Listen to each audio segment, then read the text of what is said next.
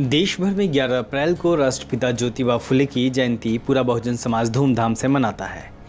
ज्योतिबा फुले महान भारतीय विचारक, समाज सेवी, लेखक, दार्शनिक और क्रांतिकारी थे। महिलाओं में शिक्षा के प्रसार और महिला सुधार के लिए उन्होंने अपना पूरा जीवन लगा दिया। बाबा साहब डॉक्टर अम्बेडकर भी ज्योतिबा फुले को अपना गुरु मानते थे। उनकी जयंती के मौके पर हम आपको ज्योतिबा फुले के जीवन से जुड़ी उन 10 बातों को बताते हैं जिसे जानना सबके लिए जरूरी है। ज्योतिबा फुले का जन्म 11 अप्रैल 1827 को पुणे में हुआ था। वह माली समाज से थे। वह स्त्रियों की दशा सुधारने के पक्षधर थे, साथ ही दलितों के साथ होने वाले भेदभाव के घोर आलोचक थे।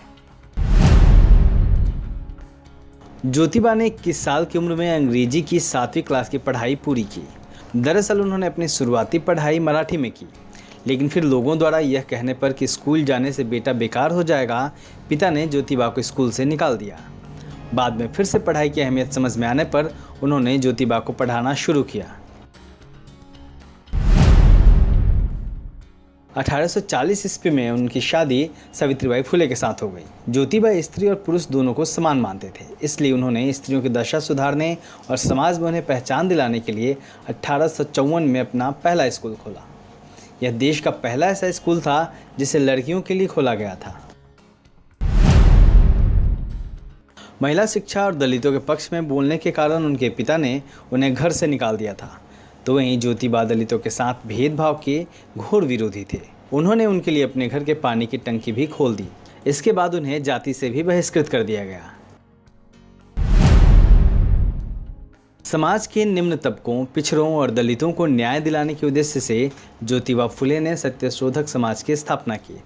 सत्यशोधक समाज के संघर्ष की बदौलत ही सरकार ने एग्रीमेंट एक्ट पास किया था।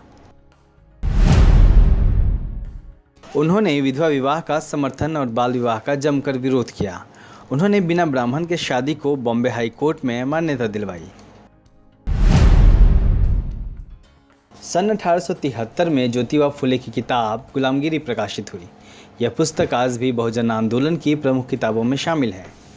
माना जाता है कि इस पुस्तक में बताए गए विचारों के आधार पर दक्षिण भारत में कई आंदोलन चले।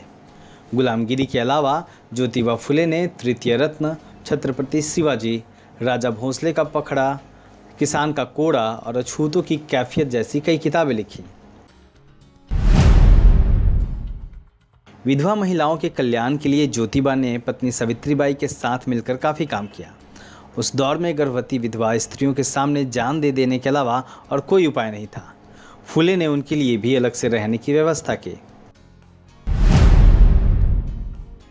उन्होंने एक गर्भवती विधवा ब्राह्मण स्त्री के गर्भ से जन्मे बच्चे यशवंत को गोद लिया और उसे पढ़ा लिखा कर डॉक्टर बनाया।